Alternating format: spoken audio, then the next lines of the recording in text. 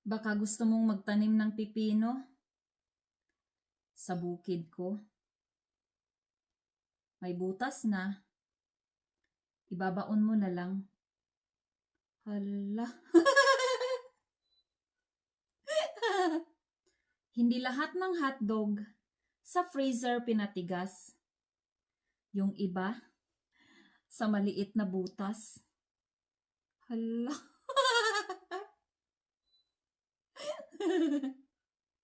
Kapag nakakita ka ng itlog na puti, kainin mo. Itlog ng manok yon. Kapag nakakita ka ng itlog na pula, kainin mo. Itlog na maalat yon. Pero kapag nakakita ka ng itlog na kayumanggi, don't panic. It's organic.